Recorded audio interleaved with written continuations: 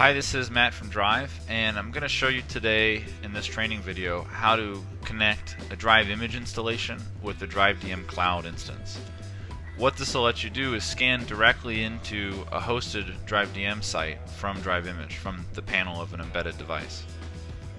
So the first thing you need to do is go into My Drive and download the certificate that'll allow you to do this. You're going to need to be an account admin for My Drive, and you need to have that service already set up. So if I go into the services section, and let's say I want to get it for this instance, just go to administration, and see right here I have this download certificate option. Well, so that'll let me download that Drivve certificate for that site. And what it is, it's a P12 file and a text file, and here I've got one that I've already downloaded. So once you extract it, you've got these two files, and you're going to want to open up this text file, and I would say open it up with WordPad, because sometimes the zeros and the O's here get mixed up. But you need to copy this password right there for that certificate. So you'll see it's the right instance, and there's a number for the instance and all that good stuff. So I then need to approve this certificate as a local admin of this machine, and that'll set it to be a trusted certificate. So just paste in that password that I copied from that text file and hit finish. So the import was successful. It's now a trusted certificate for this machine. So inside of Drivve Image, what I'm going to do first is add a data source. So if I just come in here and hit add, let's see, I've already got this one, let me delete it. So if I add a new data source, I'm going to make a Drivve server here. And I've got the option of either a local Drivve site or a Drivve Cloud site. And in this case, it's going to be a Drivve Cloud. So right here, I need to point it to the file path of that certificate. So let's see, I think I've got it on my desktop. There we go, Drivve US demo. And then right there, I need to paste in that password. So if you hit test connect, it'll actually create a live connection with that site, and there we go, it was successful. Hit OK, and OK. So the first way that I can create a profile to scan to Drivve is by, down here in profile type, actually setting it to Drivve rather than scanner. And what that'll do is pop up immediately with this little dialog here, and it lets me select which fields I want to sync. So for all of these ones that I select, let's just do the space and the filing type. It'll actually automatically create an input field for each of those things, and here in the output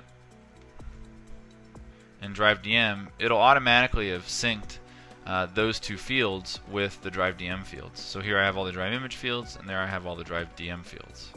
So it'll do most of that automatically for you. It's a pretty easy setup. Down here, if I select Add OCR Text, that's actually going to let me pull the OCR text from this document and make it searchable with the Mighty Search inside of Drivve. So make sure you select that. And like I said, this is just a regular Drivve image profile. So I can change all the processing options, the conversion, barcoding, separation, things like that. And also I can lock it down to specific devices. So if I open that profile right here, scan to Drivve, see that I've got two options here, space and filing type. So if I go to space here, it's gonna, well, see here it gives me a list of all the spaces. So let's say it's Mac Greco. And the filing type is HR. Okay, so it's actually pulling those fields directly from that Drivve instance. So if you go in there and create a new space, it'll show up on the panel here the next time the user searches. So you can scan it through just as you would a regular scan. One thing to note with that spaces field, if I go to edit here for that input field, I can actually set it to be searchable. So let's say, for instance, I've got 1,000 spaces in there. I don't want to make a list, so I'll make that a searchable field.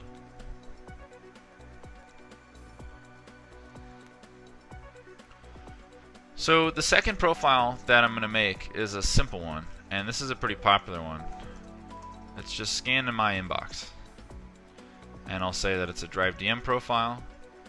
And let's say the only thing that I'm going to do is set it up as inbox. That's the only field that we're going to make possible here. So when that user walks up and hits Drive Image and hits that profile here, it'll just give them a list of all the users of that Drive DM instance whose inbox they can scan into. So here I'll say that I want to scan it into Louis Armstrong's inbox or my own inbox and hit OK. So that's a pretty basic profile, and a lot of times what we'll do is set up blank page separation or something like that, so that someone can just walk up and scan in 20 documents to themselves and just do all the indexing inside of Drive DM. It's a little better that way because you can see the document, you can read the fields, you don't have to stand next to the scanner for a long time. You just walk up, drop a big batch of them in there, and then when you get back to your desk, you can listen to music or whatever while you're tagging all the documents. So those are two pretty basic profiles. I'm going to show you here how you could do a little more advanced profile. And what I'm going to do actually here is not even use that Drive DM dialog. I'm just going to keep it as a scanner profile. And let's say I have a barcode, for instance, and I want to be able to scan this in with the barcode and sync that to the invoice number field inside of Drive DM.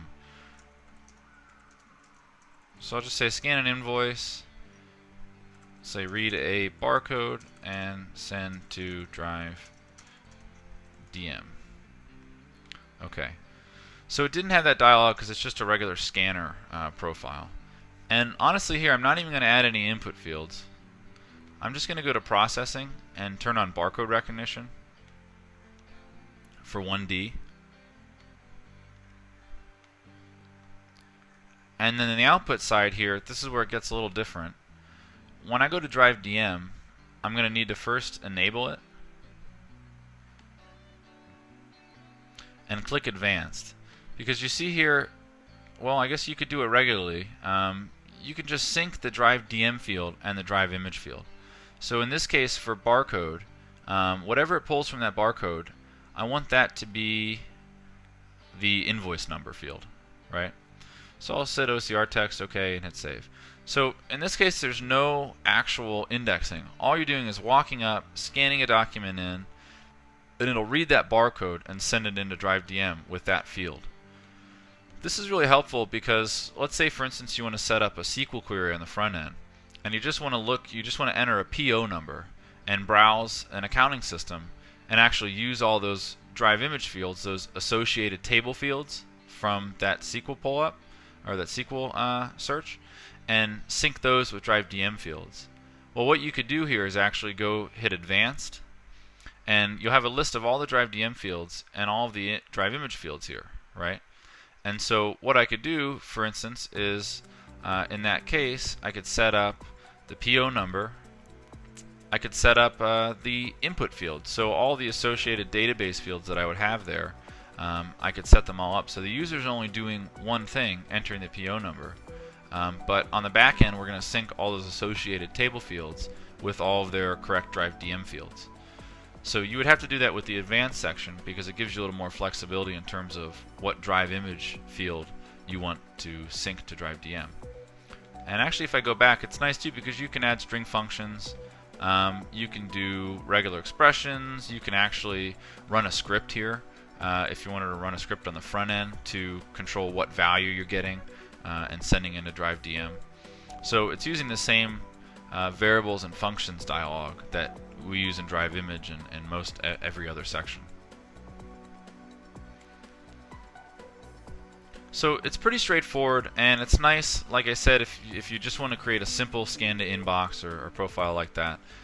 But also it gives you the full power of Drive Image in terms of getting things into that Drive DM system in a specific way.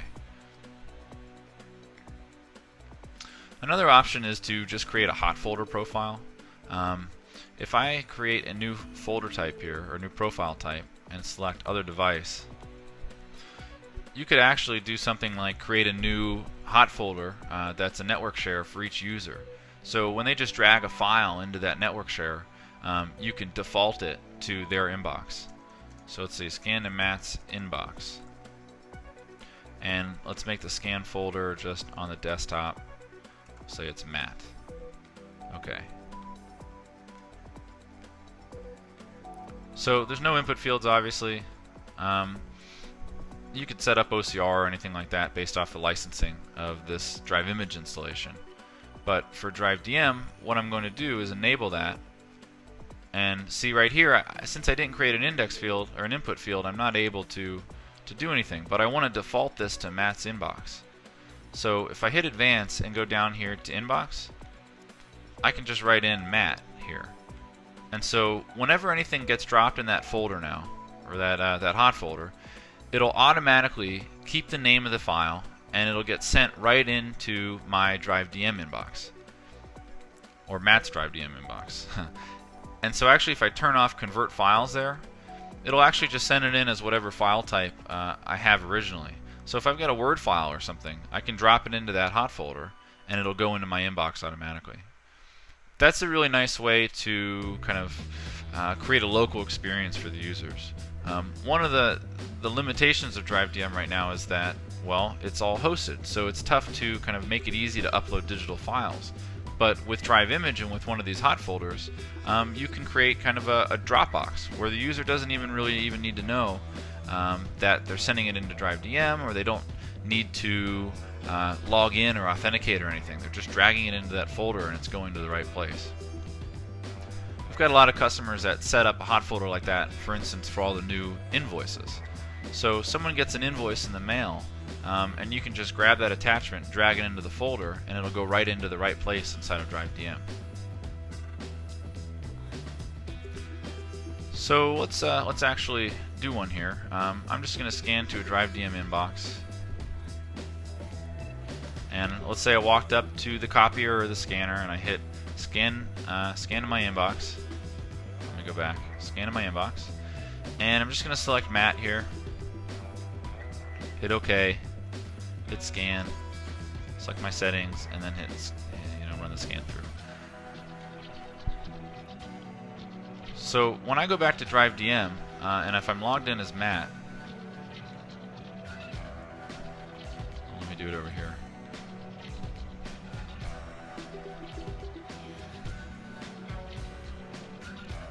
So if I'm logged in as Matt, it'll actually show up in my inbox. Let me actually log in as Matt.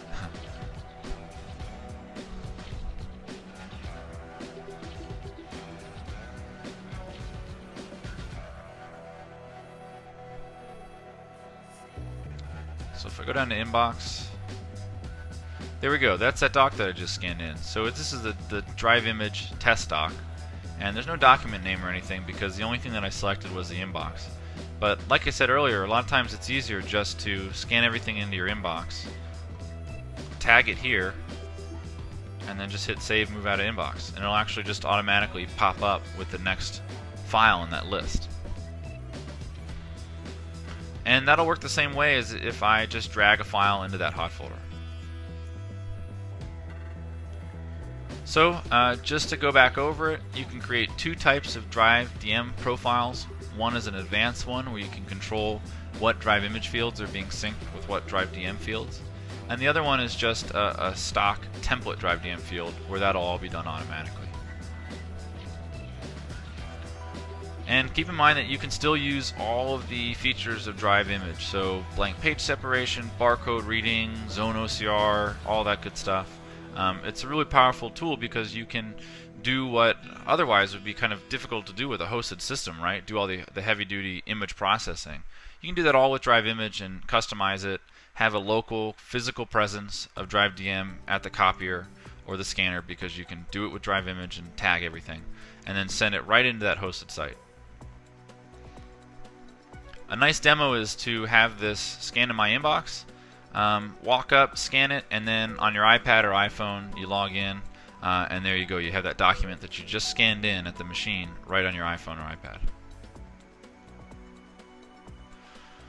So the next couple videos are going to cover the Drive DM Management Console, and you should take the test for this one. And if you have any more specific questions for this part of it, you're going to want to go back and watch the Drivve image training videos. So anyway, until the next video.